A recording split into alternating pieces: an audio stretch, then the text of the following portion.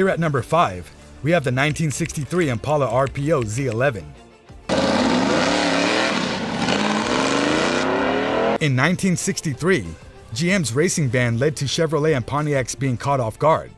Despite spending on new cars and signing contracts for drivers, the ongoing development work that had been successful in 1962 would not be continued. The Impala RPO-coated Z11 was Chevrolet's top drag strip contender for the new season. It was a competitive vehicle, with competitors like Dave Strickler, Hayden Proffitt, Butch Leal, and Ronnie Sox always posing threats in the SS and FX divisions. The car was owned by Jack May and based in Powhatan, Virginia, and was seen as a threat during the season. At number 4, we have the 1969 Copo Camaro ZL1.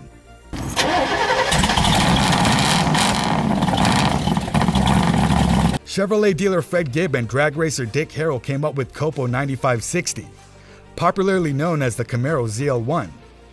Though many believe the ZL1 engine could produce a staggering 550 horsepower with the right tweaking, its official horsepower rating was just 430.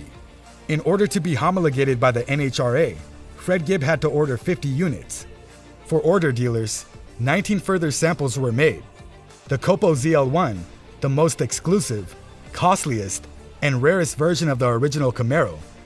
Unrestored survivors are almost impossible to find, but restored ones are clearly rare. However, this Le Mans Blue case provides evidence that they do exist. Yes, don't be fooled by the flawless trim and gleaming appearance. At number 3, we have the 1967 Chevelle SS 396 L78.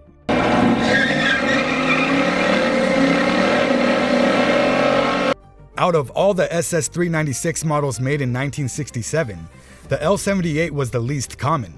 They had the new 1967 Camaro, of course, and only offered it at the end of the year. The quantity of Chevelles with such engine choice was quite limited. The L78 didn't have to share the spotlight with any other automobile because there was no Camaro in 1966. You would have to assume that some of these owners of Chevelles in 1967 also purchased Camaros. It is only logical. And therefore the L78-67 Chevelle was reduced to an extremely rare choice.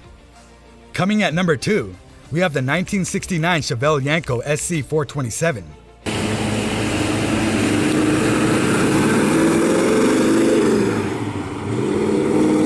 Over the years, the Yanko Chevelle has not received as much attention as it should have.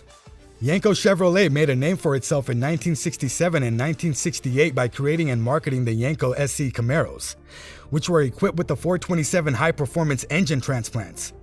There were no Yanko SC Chevelles made in the first 2 years. Among the Yanko supercars, the Camaro usually earned the greatest recognition because it was the most popular GM muscle car. Yanko did, however, also build additional supercars that were designed to appeal to non-Camaro aficionados.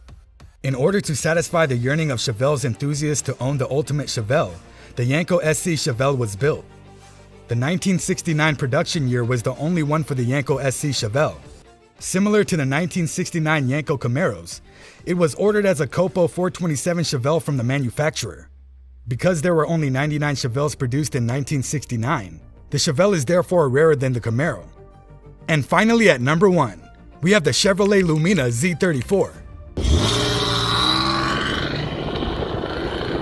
Exotics and sports automobiles tend to generate a greater buzz than average cars. However, there are some undiscovered gems out there that are just waiting for new owners, sometimes called sleepers. These unassuming trips are a terrific way to blend in until you find your true calling.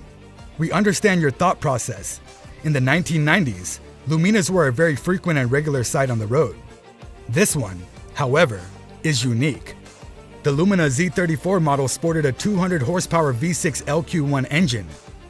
Thanks for watching and kindly subscribe to the channel for more content like this.